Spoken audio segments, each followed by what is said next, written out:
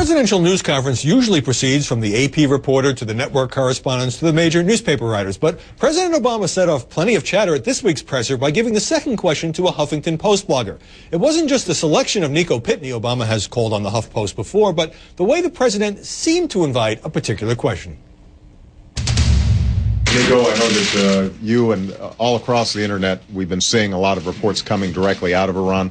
I know that there may actually be questions from people in Iran who are communicating through the internet. Do you have a question? Yeah, I did. I wanted to use this opportunity to ask you a question directly from an Iranian. Under which conditions would you accept the election of Ahmadinejad? Nico Pitney, you've said the White House notified you that you would probably get a question at the news conference. Everyone assumes that what we just saw was orchestrated. No, from beginning to end, there was no planning involved. I was the one who posted that I was going to be soliciting, or that I was soliciting questions from Iranians. I chose the question.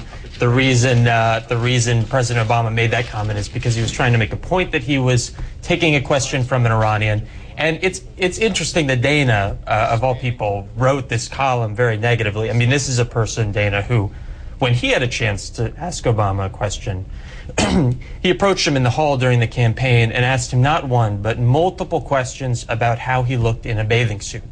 I mean, that to me is pathetic.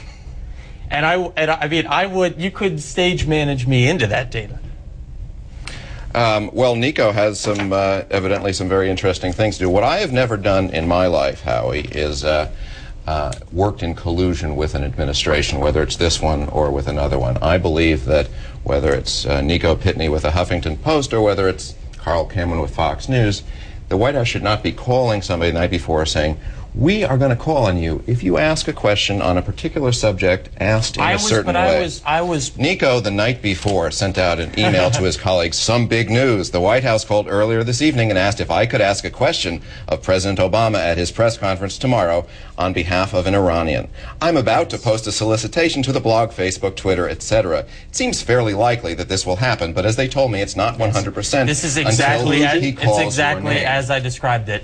I posted initial solicitation, as a request but when to the White House. No, it says right here in your email that that's what you did. No, it doesn't. In fact, it's exactly what I wrote in the blog. I'm about to post a solicitation to the blog, Facebook, Twitter after hearing from the White House. Facebook, Twitter, exactly. So my solicitation was merely over email. When I found out that the White House was going to potentially take this question, I went to a Farsi language social network site, to Twitter using a Farsi message, to Facebook. I tried to, if I was going to have that opportunity, I was going to canvass as many Iranians as possible. So it is, I mean, and you know, this is someone, Dana's column. Do you think there's some jealousy involved by the media establishment in the fact that you got that very prominent second question? Oh, I mean, I think it's jealousy. I think it's hypocrisy. You know, Dana wrote a column, as his colleague at the Washington Post, Greg Sargent, pointed out, hailing the mission accomplished banner moment in May 2003, the day after. What? I mean, it's Look, I mean, there's plenty of fiction here, but I brought some other, you know, shall we go through the record here, Nico? Go through what record?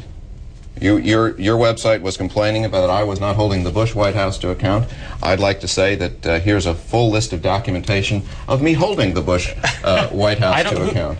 Well, I'm not sure where... Your colleagues at the Huffington Post. Let's pose it. Can we just pose one question, Nico? If the White House called up Fox News and said, Major Garrett, we will call on you tomorrow if you ask a question about health care and you ask it in a certain way and request it. Would you say that's okay? They didn't say in a certain way. See, this is dishonest, and it's been dishonesty and errors from the beginning. Your initial piece on this, posted an hour after the press conference, had 2 errors, which you acknowledged to me in an email. You said you would correct them. It took 7 hours, and right, Nico? And the signal is you are very quick to malign. Howie, I can't deal with fiction on this and very slow to correct. All right, you two are gonna have to take this outside because I want to get Amanda Carpenter in. Does any of this smell like collusion to you? Well, I can tell you I hear a number of claims from the right side of the issue on this, and they say that Nico is a person who worked on Democratic campaigns, then went on to go work for the Center for American Progress, where he ran a very partisan blog called Think Progress, and then was asked by the White House to ask this question. So he's not, I mean, the question was fair. That you have left-of-center views. No, I mean, I think the question is the quality of the question. Jeff Gannon asked softballs. I asked a legitimate question. I'm not saying you did anything wrong, but I think the administration calling you beforehand, thinking that you were probably going to ask something sympathetic, escorting you to the front of the press room to then ask the question at a place where everyone should get a fair crack at the president, is unfair. I mean, this is the question, again, from beginning to end. It was a legitimate question. It was a legitimate Let's make that question. clear. Sure. It was just what surrounding it would be a strange conspiracy considering Obama dodged the question for him to set up this question. Well, there's no guarantee you get an answer.